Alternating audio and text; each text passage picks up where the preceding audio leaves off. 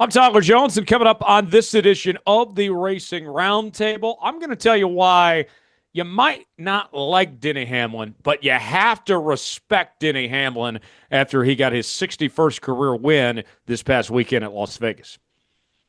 I'm Dominic Aragon with the Racing Experts. And on that note, I'm going to tell you why Denny Hamlin is not only going to tie, but surpass Kyle Busch on the wins list this year. I'm at Kemp. I'll tell you why Joey Logano is going to lose his title of even year Logano this year.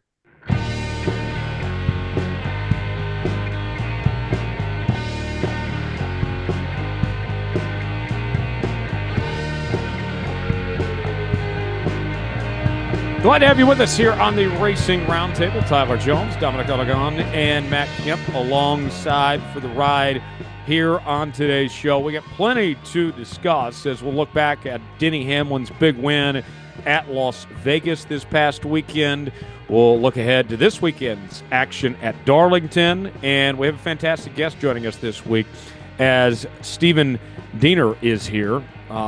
He knows all about aliens, and he's a NASCAR fan, so it should be an intriguing conversation when he joins us coming up in just a little while from right now. We'll also catch you up on the latest headlines in the sport. Plenty going on as we got drivers in and out of race cars and all sorts of stuff to cover at the end of today's show. Guys, let's get right into it. Denny Hamlin with a win this weekend at Las Vegas, overcoming some issues to get this win. And this was a really good showing from Denny Hamlin. He had the best car. He led the most laps and was able to get his first victory of the year, and now moves to 10th on the all-time wins list, passing up Kevin Harvick. And as Dominic mentioned, he's getting close to Kyle Busch, who obviously he's still racing against. And, you know, I look at Denny Hamlin, and I thought it was cool to see him getting some applause, some cheers at the end of that race, when we've seen him kind of take the heel role in NASCAR over the last few years and really embraced that, from the moments of I beat your favorite driver and the celebrations and his comments that he makes from his podcast from time to time.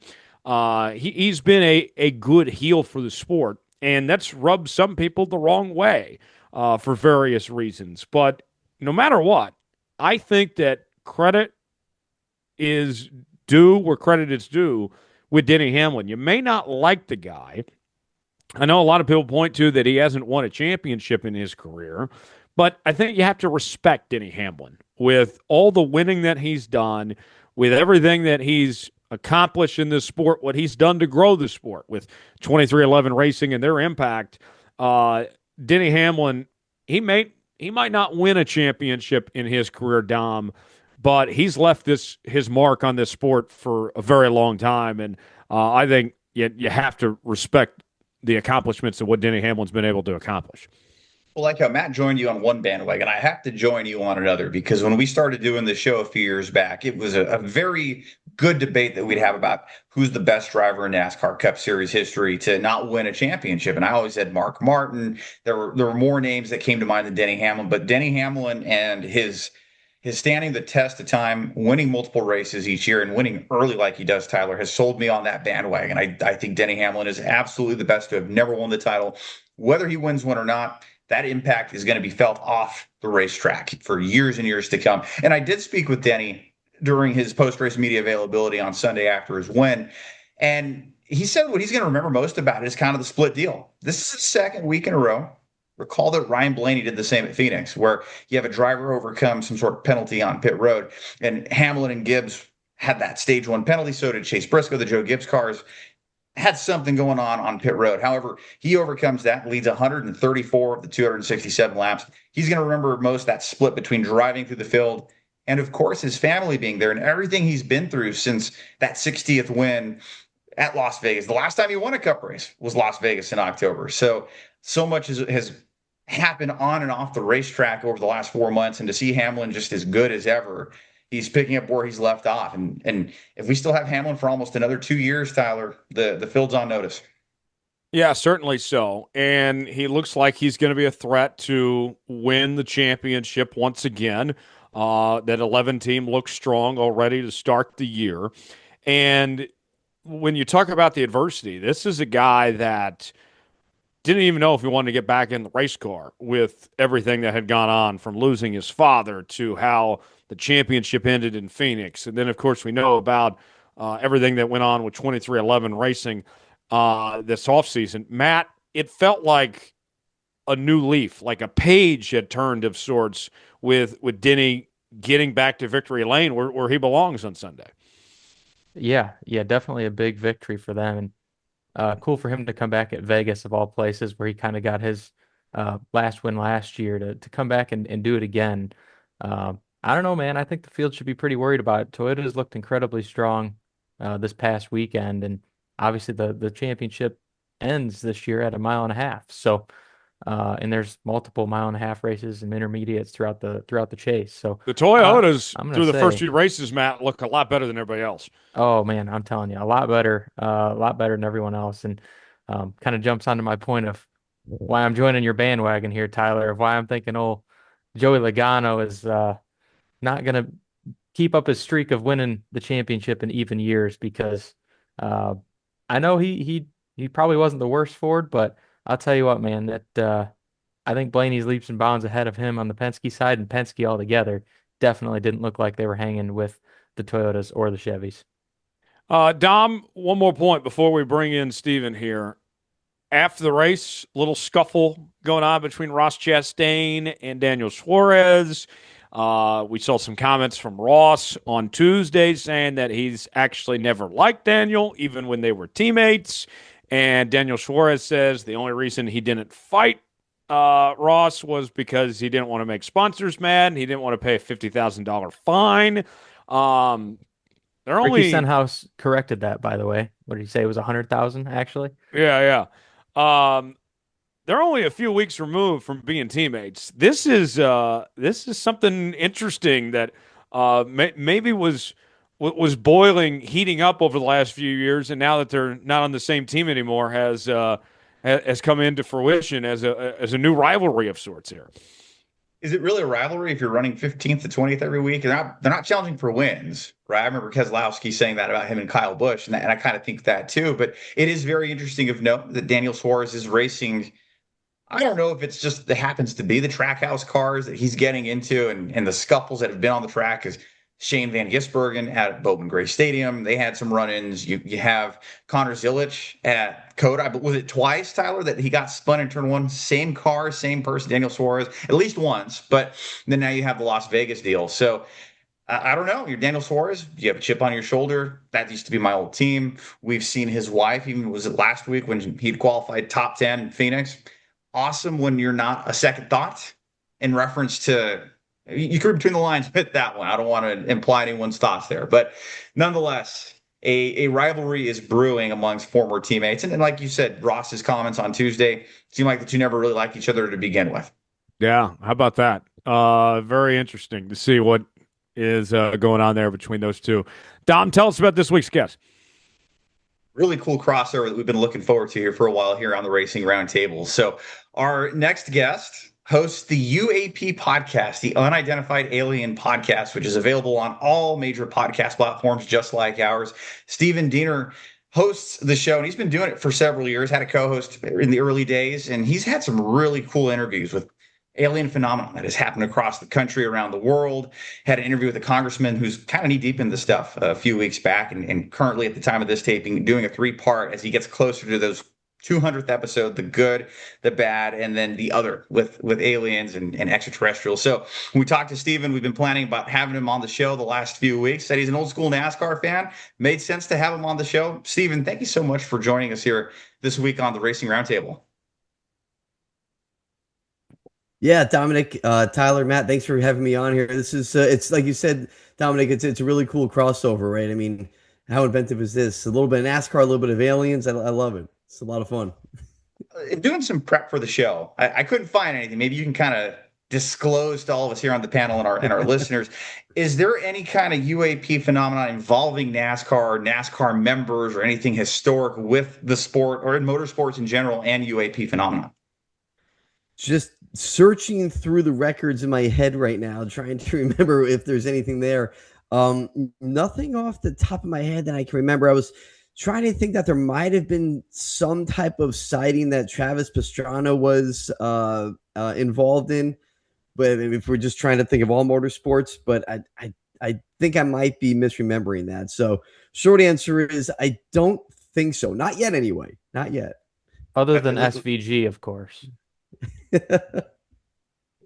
Yes, that dude is in his own world on road courses, right, Matt? Exactly He's killing the competition when it comes to Exactly that. right. Yeah. So Stephen, tell us a little bit about your podcast, your platform, how you guys got started, and then we'll go from there.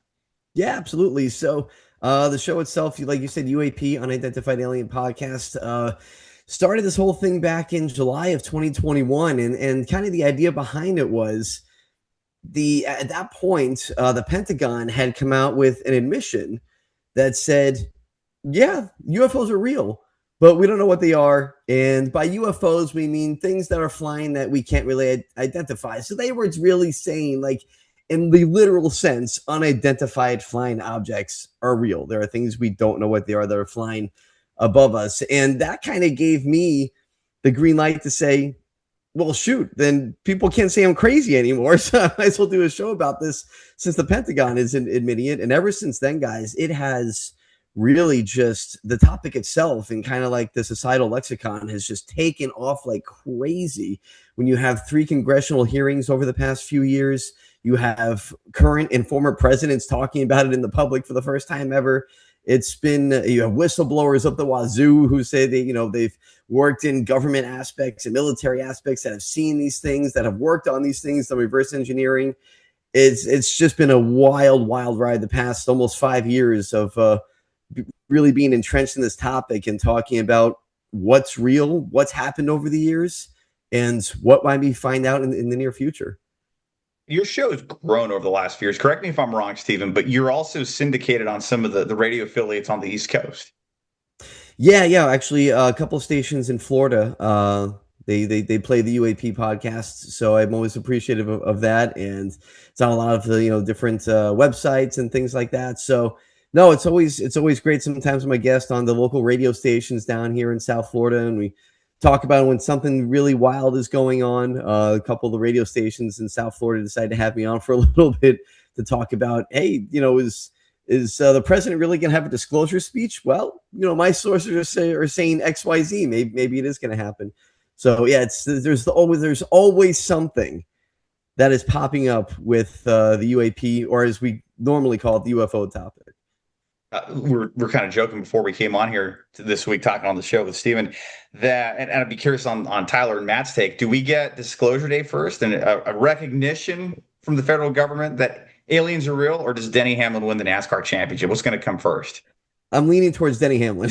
Yeah, I'm leaning towards Denny Hamlin here, especially since Denny could potentially win it this year. But right. The alien stuff out there, like Stephen, my question for you, like, what I don't understand in our society at large, whatever, is like it seems like there's some type of fear of sorts out there. And to me, I look at it, I'm like, we have animals that live amongst us every day. Mm-hmm. If there's aliens out there, like that doesn't change our lives. Like I don't understand the fear that people have here. That's a great point, and actually it plays right to something that Dominic said when you guys brought me on, which is I'm right in the middle of producing this 3-part series on the good, the bad, and the others, the case for aliens. And actually it's a little bit, as we're recording this here, a little bit of a scoop. I just finished recording part 2, the bad, when it comes to the case for the aliens. And not to get like too deep in some of the really weird kind of disturbing stuff, but to your point, Tyler, there's a concern, and this is a real thing that goes on behind the scenes within the Pentagon ranks and within the congressional ranks. There's a concern which causes a hesitancy from people behind the scenes in DC that we're actually dealing with demons of some sort. Again, not to get too far into this on your show, because it's going to really go down a path of, way too far out from what you guys talk about. But that is a concern that is real behind the scenes, and it's causing a hesitancy from people in Washington that are like, how do we broach this? Because I think we might be dealing with actual demons that we're mistaking for aliens. So that's a little bit of a preview for my newest episode that's going to be out here. But to your point also, Tyler, one of the things I think is really smart that people say about this, and it's not brought up enough, and it's such a simple point to make, which is, if there's something to fear when it comes to extraterrestrials either coming here already or already being here, then why haven't they done anything already? Like, if they're already here, or if they've already been coming here, then nothing bad has happened. So why are we so afraid? So to your point, absolutely. Go ahead, Matt. I'm honestly, with all this stuff, because it's a very large topic, obviously. Really curious if I'm going to ask this kind of a silly question, but do you think that if there is alien life form out there, is there another chance that we have NASCAR, another version of NASCAR, and do you think they run high horsepower? I like to think the answer is yes, and I also like to think there is an alien version of Denny Hamlin who has already won the championship How about within that? this alternate universe. Yes, Oh man. Yes. Oh that's man, how my about it? answer on that. Absolutely. And so then in this other alien universe, Jeff Bodine is a multi NASCAR champion then. Yes, that's right. It's a whole different thing. Or Jeff Bodine in the alternate universe, Dom doesn't win that race in Martinsville and Hendrick Motorsports doesn't exist. Ooh. And now you get into a whole what if one and you're going the other end. There could be multiple universes here. Do you see, guys? Do you see now how easy it is to fall down the rabbit hole of this topic? There you go. That's where I was going with the SVG comment earlier. That's probably the series he was racing in before, and he came over here and started smoking everybody on the road courses. So okay, Steven, what do you know about Area 51? Ooh, nice. Area 51.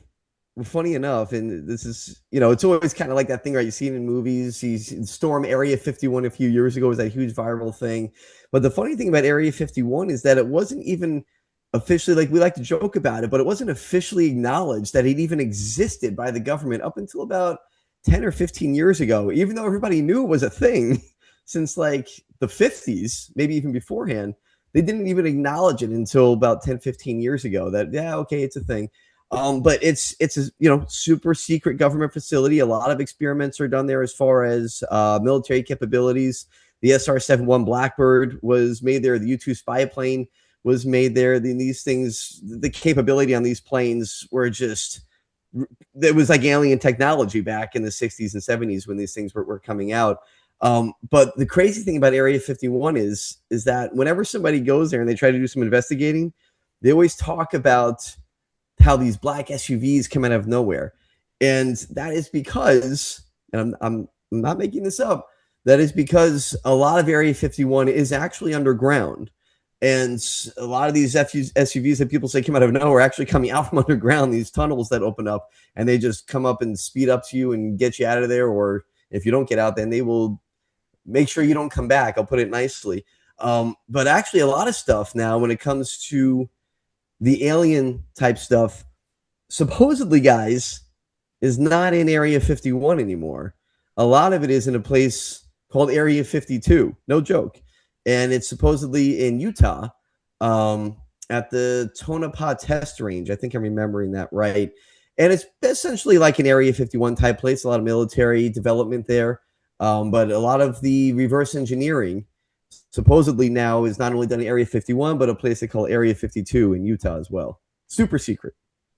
Fascinating to check out. I was actually going to ask you too. So I ended up staying back in Vegas a few days, kind of made a little family trip out of my wife's son, my mother-in-law. We're all out here for an extra few days. We contemplated the idea of going out to Rachel, Nevada and just making a day out of that too. But it ended up being, that was going to be a 2.5 hour drive one way from where we were at. But yeah, I did think of you on that. And as far as like northern Las Vegas and you start working into northern Nevada, is there a lot of cool stuff people can check out that way? Yeah, it's funny because a lot of the locals there, they always talk about how it's common knowledge. Like they see a lot of testing that's going on. They hear a lot of, weird propulsion that's happening, and they're all just kind of in on it. They're like, they almost take a pride in it, where they're like, yeah, that's just part of our local culture here, is some weird tests that go on, and they don't talk about it. They don't say anything. I mean, a lot of the employees for Area 51 anyway fly in to private airport, and then they fly out, or sometimes they stay. So I mean, it's a whole operation that it's a pretty big deal if you're working at Area 51 and you're bound to secrecy your entire life, and not so much because of aliens, some of it probably, but because a lot of it is really just super secret military technology that's being developed at Skunk Works and places like that, and tested. And if you say anything, then you won't be talking too much after that. Unfortunately, that's just the way it works. Being here in Vegas, I have to tell you guys too, it was really cool flying. We're near the Harry Reid Airport, and for those that are really big on the UAP deal in Area 51, there's this unofficial name called the Janet Airlines, which are these white Boeing airplanes with this like red stripe, if you will, kind of like a race car paint scheme, if you will. But they fly out to Area 51. You can't even track them on flight radar. And I could have sworn, Stephen, one was either taking off or landing a couple of days ago from the airport, not too far from me. It was pretty cool to see that. I believe it. Nice catch. We've seen. I am going to go here and bring this up, guys. The government has withheld documents when it comes to JFK, MLK, the Epstein files, and of course aliens as well. And we're sitting here on pins and needles, patiently waiting. Stephen, like, what of the people you've talked to and some of the research out there, what is kind of the intel we could potentially get at some point? Like, what do we put it this way? What is the government holding back from telling us? Some of it is kind of frustrating because there's a lot of declassified videos that I can speak to firsthand that I've seen. Not because I have some super secret access, but just I'm fortunate enough to have built relationships with people who have access to these videos, and they've trusted me with seeing these videos, again, declassified, so no one's going to jail. And there's no reason why they shouldn't put these out. I mean, they show some pretty incredible stuff that if people would see it, but I can just tell you right now, one of the things that I've seen that I'm trying to put out to the public, and hopefully you guys can see this one day, is, again, declassified, so I can talk about it. I want to keep saying that, is a video of this sphere UFO, like an orb, but it's broad daylight.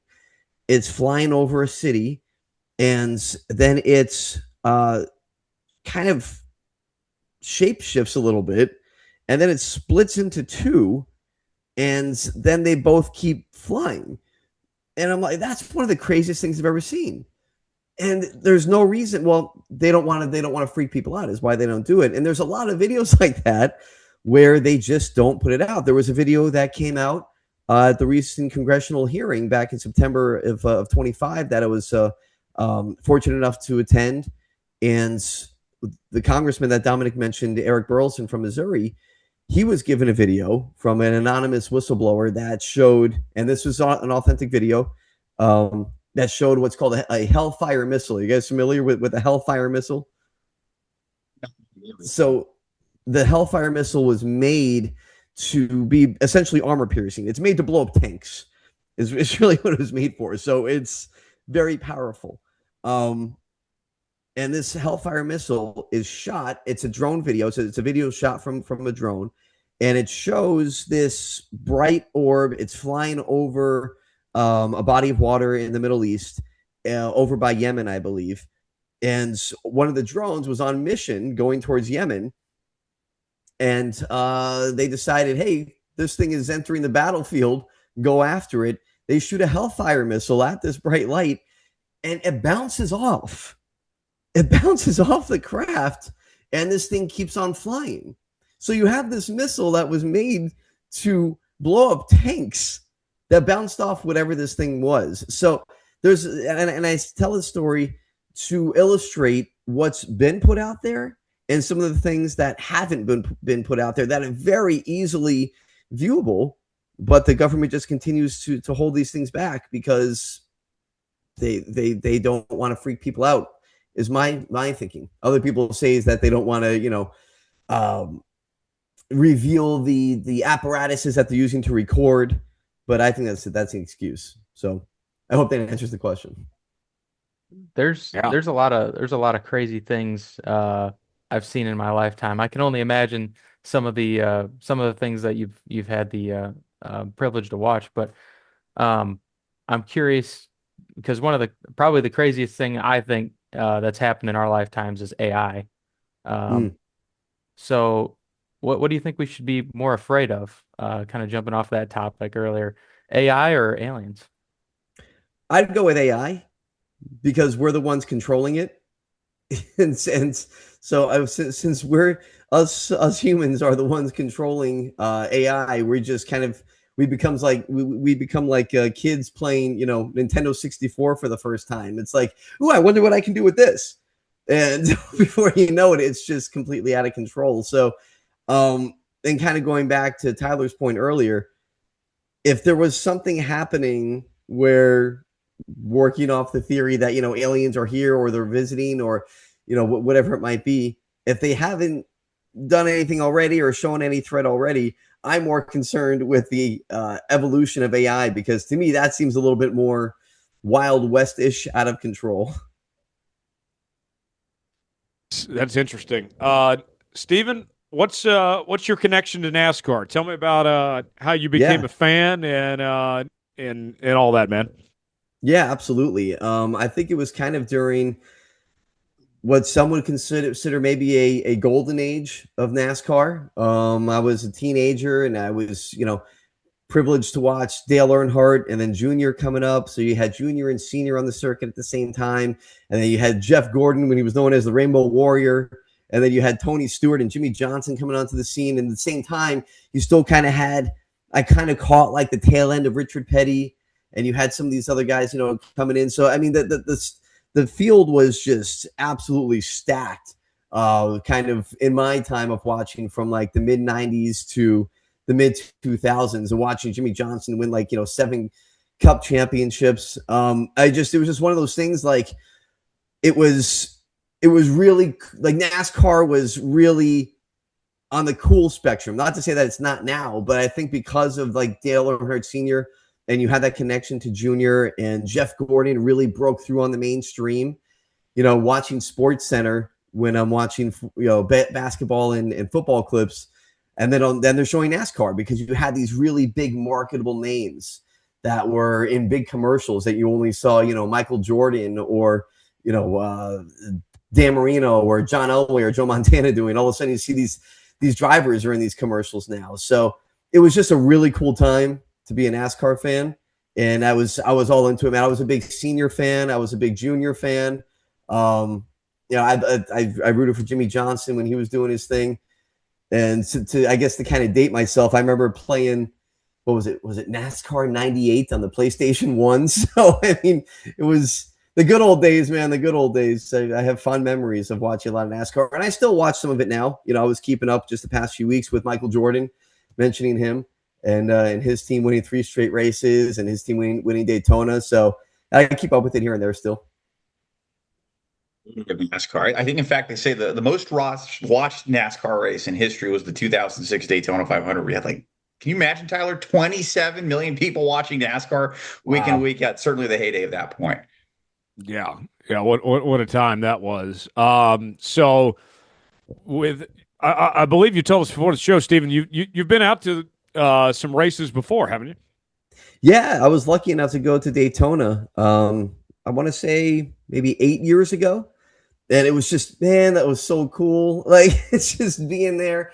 And at that point, really, I had kind of, fallen out of watching it like week in and week out. So it was a cool experience. It's going to sound weird, but it almost made it even better because I was so raw, where, I wasn't there like, oh, I hope so-and-so wins. And I hated everybody else because I really wanted somebody else to win. It was just like, I'm here to enjoy this. Like, I want to see what happens. I want to feel the crowd.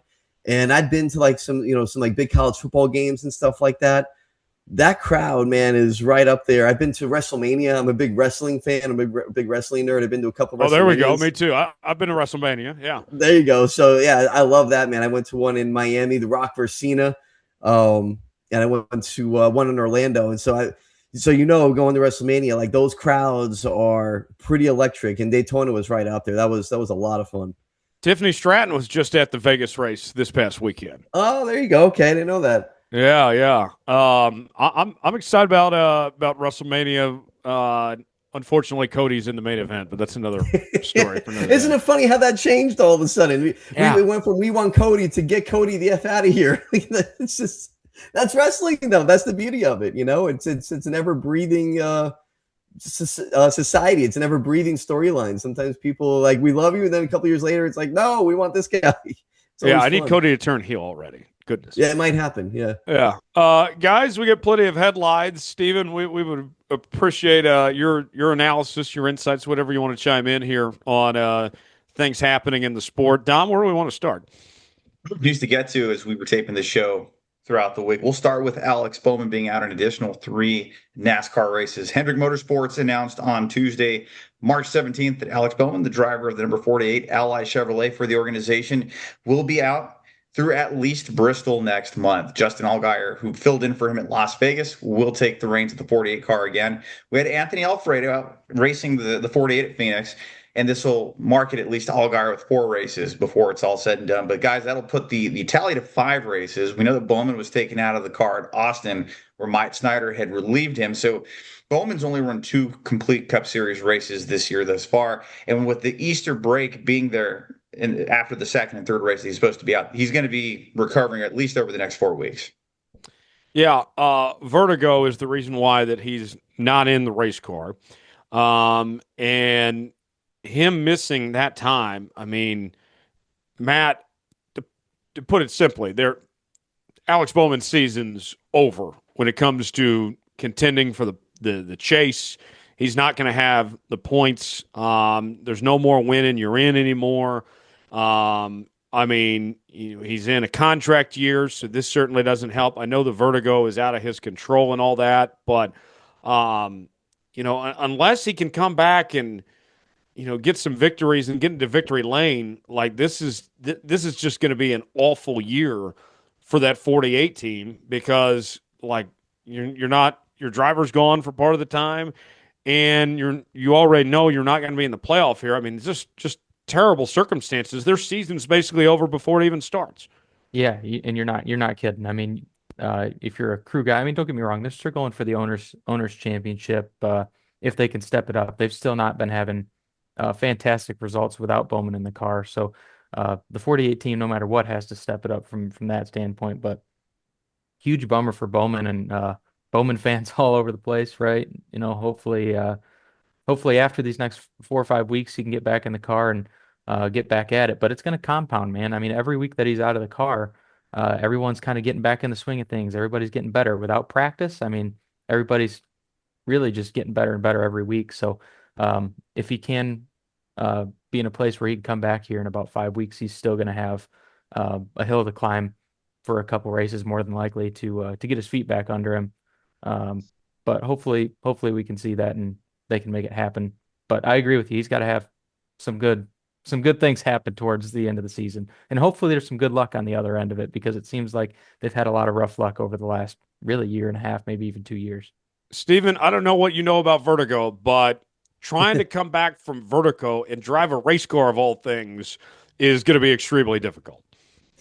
I can't even imagine, and I think one thing that people maybe forget, or they take for granted, is probably a better way to say it, when they watch NASCAR or there's someone talks about NASCAR, is how incredibly difficult that is to do what NASCAR drivers do. It's mentally taxing, it's physically taxing. So, I mean, when you feel healthy, like when you feel normal, it's incredibly difficult to sit there and drive that car at 180 plus miles per hour, to take those turns, to, try to have those lightning fast reflexes, to be communicating with your team.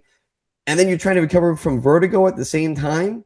I mean, I was a passenger in the car when my wife was driving back from our in-laws over the weekend and I fell asleep. So I mean, it's just I don't know. Honestly, I think NASCAR drivers and drivers in general, Formula One, Truck Series, whatever you want to say, it's so underappreciated on how athletic and how in shape and how in tune these guys have to be. So I can't imagine trying to come back from Vertigo to do what these guys do.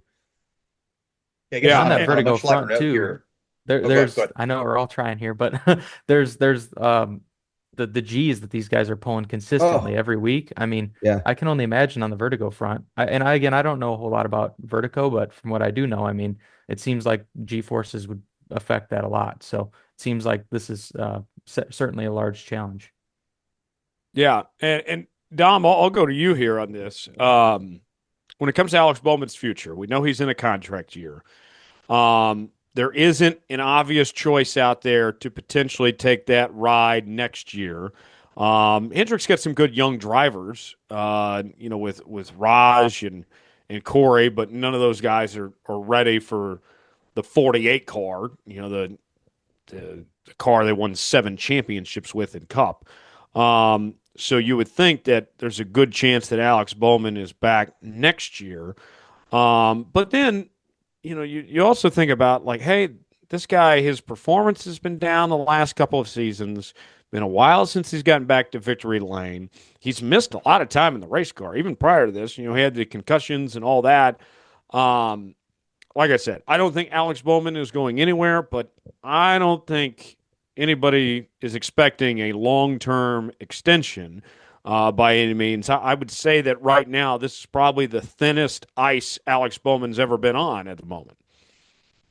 To a point, but with this being out of his control, and it appears Ally is really big on Alex Bowman and backing him and the partnership and the relationship they all have off the racetrack. So Alex Bowman's future at Hendrick is to me looking secure as ever, but he is a proven winner. He won 4 races in 2021. He got it done on the street course. He does know how to win in some big situations and has shown speed, but it's got to weigh too on the team when you don't have your driver making all 36 races. So that has to be on the back of everyone's minds. Hendrick Motorsports is going to have some big decisions. I know Bowman's in the contract year, and Hendrick as well has to look at all that and decipher. I don't know if Ally's in a contract year. They may be, but for sure Bowman is. And on a much lighter note, I want to turn to you on this one, Steven. Like on the 190 some shows you have done on your podcast, have you had to bring in fill-ins or like sit on the sidelines and watch someone kind of take the reins of your show during that time? No, it would make me like no offense to anybody, but it would just make my skin crawl if I had somebody in and trying to replace me in what I do. I am such a control freak when it comes to my show. I mean, every aspect of it, every breath I take, every adjective or preposition I use, I put everything under a microscope. So I can't even imagine handing the reins over to somebody else. It's sort of like a true race car driver, Matt. Yeah, well, I'm sitting here thinking, yeah, well, you're explaining pretty well probably how Alex Bowman's feeling being out of the race car. So I can't stress enough how bad I feel for Bowman to have to sit out of the race car and watch somebody else to drive the car for multiple weeks. But I know that 48 team's in good hands, but you explained the feeling pretty well. Yeah, and it's hard to find a better fill-in than a guy like Justin Allgaier, who's done so well in the O'Reilly Auto Parts series. I would say that's an upgrade from what they had in Anthony Alfredo that first week. So we'll see where they go from there. What else we got, Don? Another team's looking for a replacement driver, but for much, much different circumstances. NASCAR and Colleague Racing on Tuesday indefinitely suspended NASCAR Craftsman Truck Series driver Daniel Dye, effective immediately after insensitive comments that he had directed towards an IndyCar race car driver on social media Monday night. Colleague and Ram, at the time of the taping of this show, have yet to name a replacement driver, rather, for this weekend's race at Darlington. Dye was running full-time in the Truck Series and making select NASCAR O'Reilly Auto Parts starts in a second AM racing entry. He'd returned to trucking after his O'Reilly Series rookie campaign ended when Colleague shut down his program to focus on the Rams' efforts in trucks. Here's the thing that I always point to on these type of situations, and we saw what happened with Noah Gragson and Kyle Larson, these others that, say something online and then results in suspension or losing their ride, whatever it may be. Free speech in this country does exist, but that doesn't mean free speech from consequences. You have free speech from the government going after you, but these drivers, whether you approve of what they said or not, you very well might not have a problem at all with what Daniel Dye said, and that's not what I'm here to do. That's not my prerogative to go to dive into that in detail. But what I can tell you is, Matt, you know this as well as anybody. You have an obligation to your team, to your sponsors, how you handle yourself on and off the racetrack. And, that comes down to professionalism. And, you have to think about how you carry yourself. Eyes are on you 24/7, watching your every move here. And, Daniel Dye, I know he's a young driver. Guys can make mistakes, and I'm sure he regrets what he's done, but that doesn't take away from what's happened here. He, at the end of the day, again, I'm not here to defend or make Daniel Dye look like a bad guy either, but I can tell you that that he has an obligation to his team, and if they felt like this crossed the line, then that's their right to do so. Oh yeah, and you're spot on at that level. You're not only holding up your reputation, you're holding up the sport's reputation, your team's reputation. So there's a big responsibility as a professional driver at that level to, hold yourself accountable to saying the things you want to say. And I mean, don't get me wrong. I have no idea what he said. If it was like, it sounded like I don't 100% know like what he said or whatever. It sounded like it was on a stream of some sort. So either way, you have a responsibility as a professional at that level to hold yourself to a standard. And again, it's a lot larger than just yourself. So not surprising that actions like that would lead to consequences, I suppose. Stephen, in the world we live in, the jobs we do, like we're only one bad moment away from all being canceled here, and that's what Daniel Dye found himself in.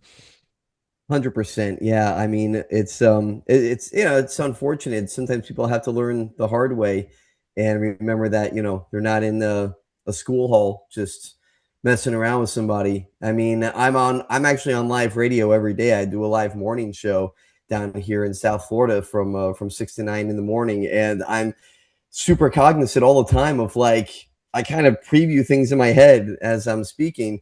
On the UAP podcast, it's a lot easier because it's pre-recorded. If I say something that I think, that might be misconstrued as something that I didn't mean, I can just simply delete it.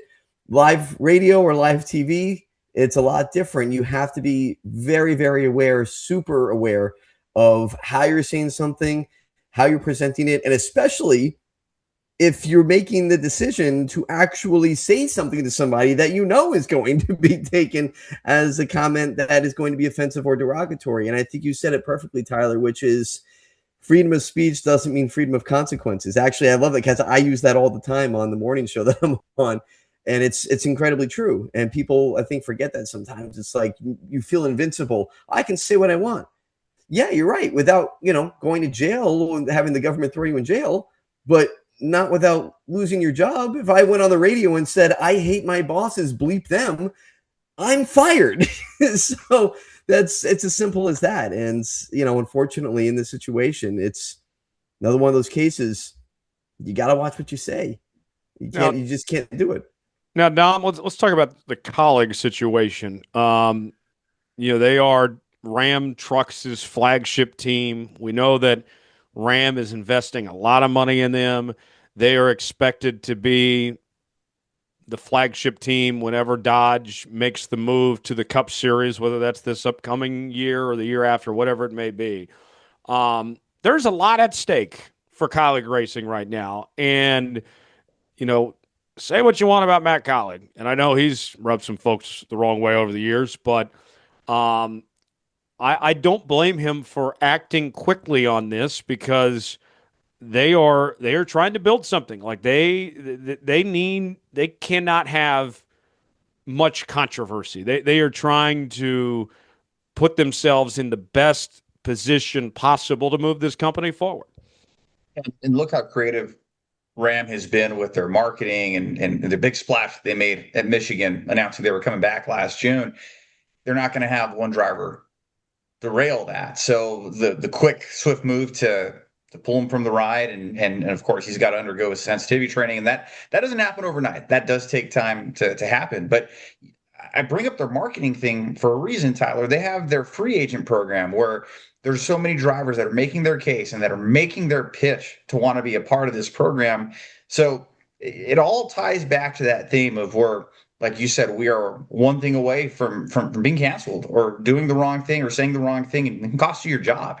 And in a sport where it's a cutthroat business and it's a performance-based industry, and there's so many people that are lining up to be able to take that ride from you, yeah, there's going to be no shortage of people for Kaulig to help fill that role. Matt, one more thing on Daniel Dye. We saw that when Kyle Larson lost his ride, he got a better opportunity with Hendrick Motorsports. When Noah Gragson lost his ride, he got a better opportunity with Stewart-Haas Racing. It all worked out pretty good for those guys. When you look at Daniel Dye in his talent level, is he good enough to overcome this, do you think?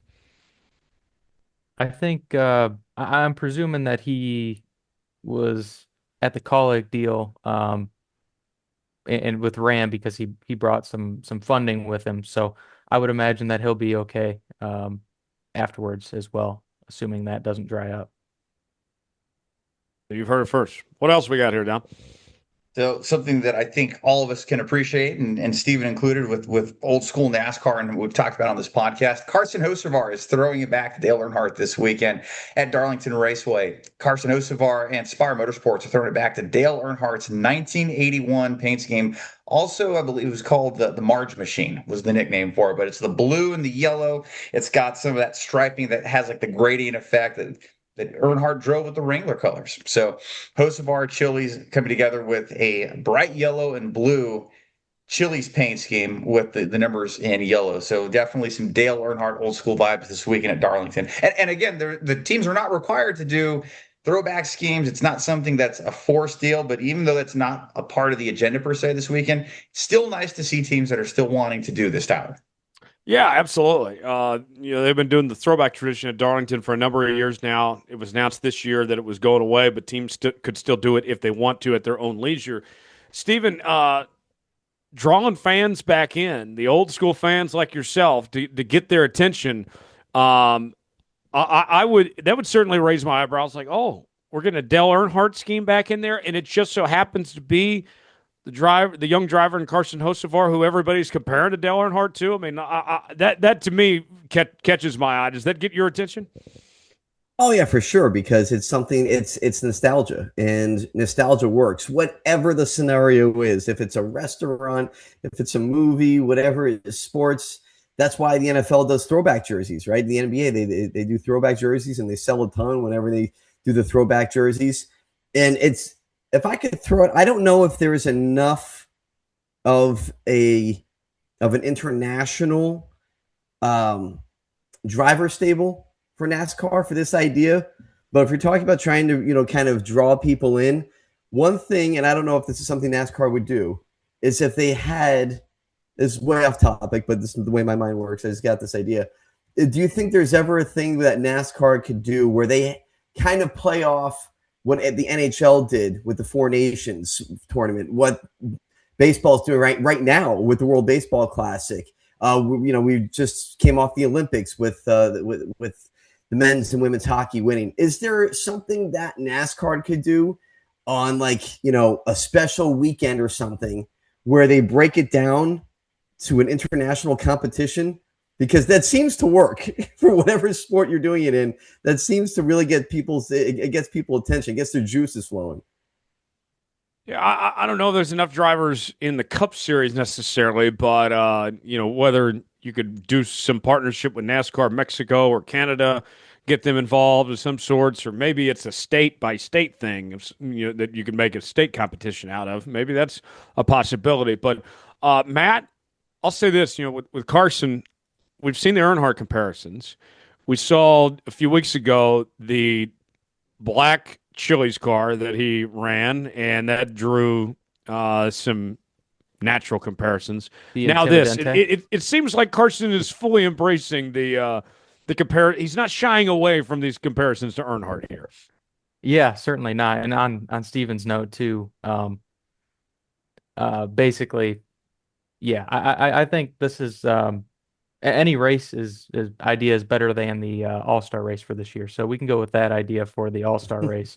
I think we can pull that up. But in terms of the Hocevar thing, I think everyone's trying to draw a lot of comparisons. Um, I think this is kind of like the peak of it. It needs to be the peak of it. Like, all right, we can call this good, and we don't need to go too much further with it because um, he's doing a good enough job on his own, building his own legacy, and I think we should let him do that. But I think there's some fair comparisons there for sure. There's got to be him getting into victory lane. Like if we're gonna keep We talking got to about work on that. Yeah. Earnhardt and all that, like the victory's got to show up sooner than Yeah, that. at some point there's that. So we'll see if he can get that part done and move on from there. And Tyler, I want to say before I get destroyed in the comments, issue a correction here. So according to the notes, the old car that Earnhardt used to race, it used to say Jeans Machine on the back with the Wrangler deal. They're saying Marg Machine. I believe I'm saying that right, for Margarita. So like the whole Right the Dente campaign that Chili's has been doing with Hocevar, it'll say Marg Machine on the back. That's what's being called Marg Machine. And so this one's the true Intimidante. The Intimidating, yes. Dividente. I like it. I like it. What else we got, Dom? So we look ahead to this NASCAR race weekend at Darlington. Of course, all three series are back in action. We'll go around the room here. We look at the odds every week on the show, Stephen, before any lap has been turned on competition with practice and qualifying. Who do you guys think the odds-on favorite is for the race at Darlington? What do you think Caesars Sportsbook is placing them at, taping of the show? Hamlin. I'll go Hamlin about 500. What you thinking, Stephen? Care to weigh in? Is Austin Dillon still out there? Yeah, he's still out there. Okay. All right, I'll go with him. If we're talking about number Dale Earnhardt and a number 3, so I'll go with him. Why not? There you go. According to the Caesars Sportsbook, your opening odds for the Goodyear 400, Denny Hamlin, a 5-10 winner at Darlington, is your odds-on favorite at 5-1 or plus 500. I knocked it out of the park. I was dead. You did. That's Spot on. 1,000 there, Tyler. Really good work on that. Kyle You owe Larson me and a Chase cookie. Briscoe, each at plus 600 or 6-1. Tyler Reddick and William Byron each at 6.5 to 1. Christopher Bell 8.5 to 1. Ryan Blaney at 10 to 1.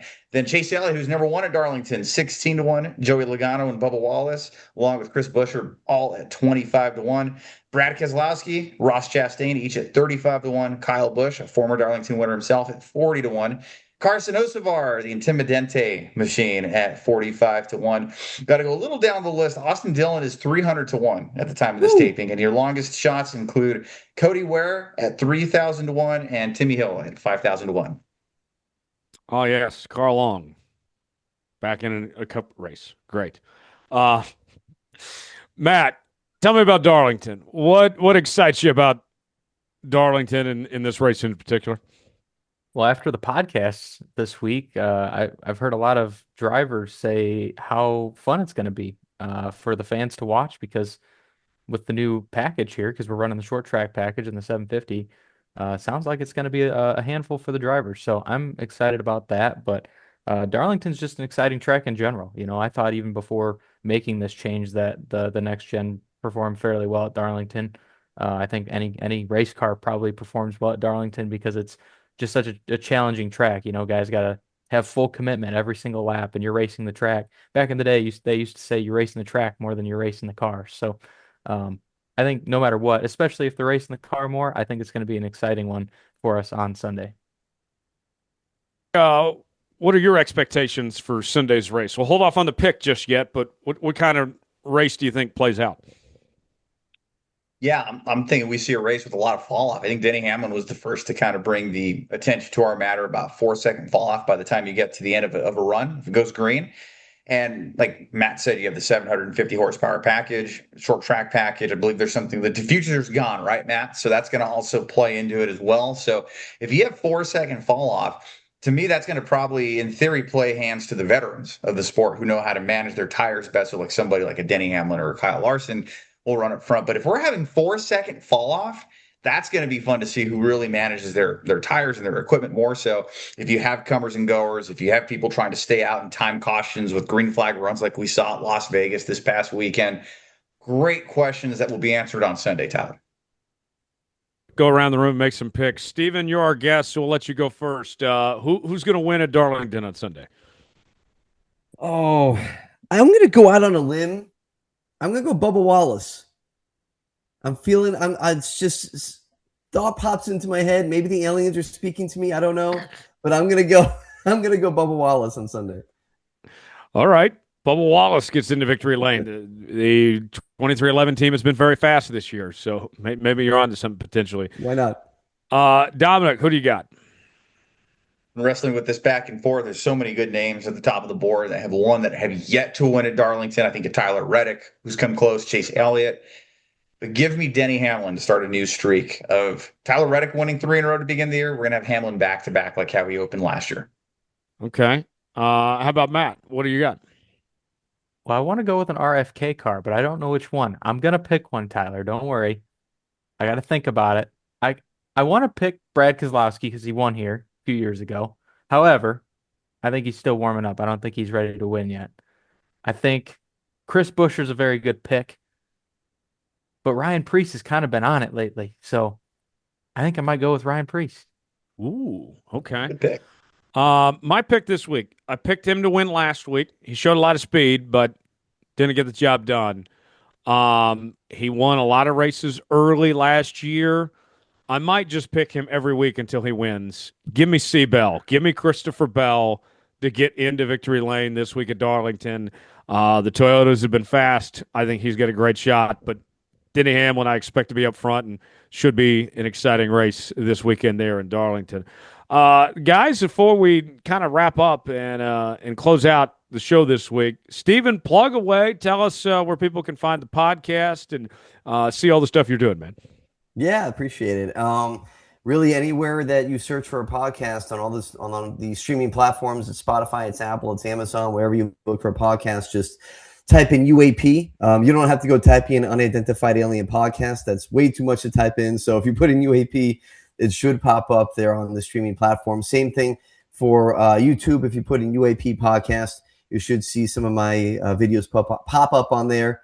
Social media is at UA Podcast 850. I'm mainly on Twitter. I do a lot there. I post a lot of different clips or some of the big news to keep up with things. So if you want to follow on Twitter or TikTok or YouTube, you can search out UA Podcast 850 on those, UAP Podcast on YouTube. And I just want to say real quick, guys, thanks a lot for having me on. I know this isn't a normal situation where you have on someone like me who has, the theme of the show that I have to come on with you guys where you talk about NASCAR, but this is a lot of fun. I personally love mixing it up, kind of, vary up the flavors a little bit. I'm glad we got to kind of mix both together. I appreciate you guys' curiosity. It was a lot of fun. Appreciate it. And appreciate you stopping by and joining us, and definitely check out his show and all the great stuff that he's doing. Real quick, I'm sorry. Yes. Can I just throw a wrench in here real quick? Can I ask you guys a question about NASCAR real quick? Please. This is something that has bothered me for a few years now, and there might be a totally simple explanation to it that I am just too ignorant to know.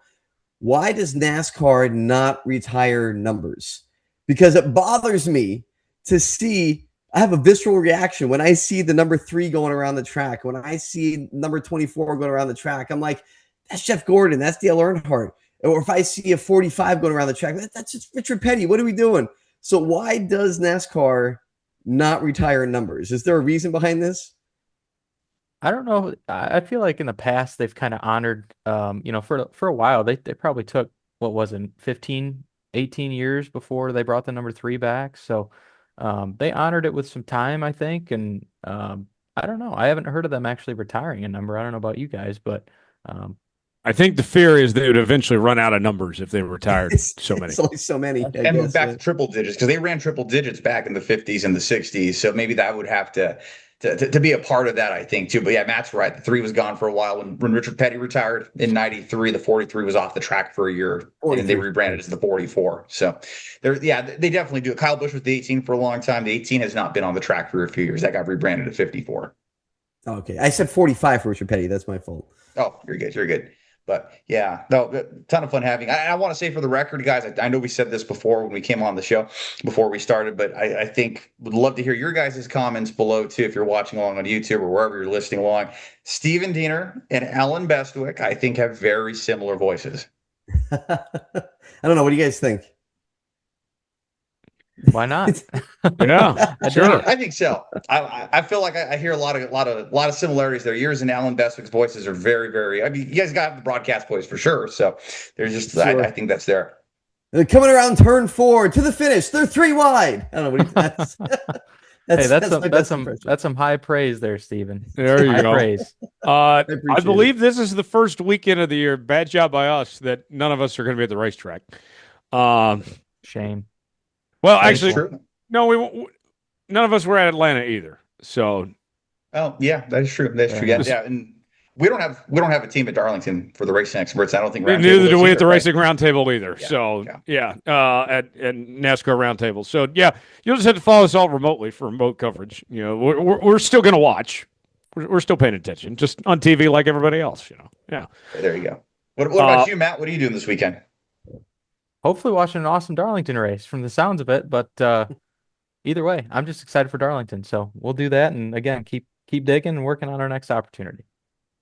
Very nice. Yeah, for more coverage, check out NASCARroundtable.com, theracingexperts.com. I'll be in Oklahoma City for the NCAA tournament this week. As we continue the Jones 6, by the way. Dom, are you going to hang out some more in Las Vegas and gamble all your life savings away, or are you eventually going to head back to New Mexico? We'll head back to New Mexico later this week. We kind of made a little vacation out of it, and I always joke, right? I don't drink, I don't smoke, but my wife entertains me gambling, so that's always a ton of fun. I think we're at the time of this taping, we're up a whole or down $2 or something. It's better to say we broke even on this trip. So ton of fun on the casino floor when it comes to betting at blackjack tables and slot machines. You're a blackjack guy, right, Tyler? I'm not. No, I've never said I was a blackjack guy. I'm a roulette guy. Roulette. Okay, I knew it was a table game. Okay. Yeah, I mean, you think about it this way: you could either get Christopher's college fund while you're there, or you could lose his college fund while you're there too. Well, You're basically playing Presley roulette. famously said, "So much is won or lost on every deal." In his Viva Las Vegas, and it's so true. So true. There you go. On that note, we'll put the checkered flag out on this edition of the Racing Roundtable. Subscribe to the show. New episodes out each and every week. Apple, Spotify, Google Podcasts, YouTube, wherever you listen to podcasts. Leave us a 5-star review or don't leave us one at all. Hit the like button. We certainly would appreciate it. Follow us on social media. And check out NASCARroundtable.com as well as theracingexperts.com as well. For Stephen Diener, Matt Kemp, Dominic Aragon, I'm Tyler Jones. Thanks so long. It's been another edition of the Racing Roundtable. We'll see you next week.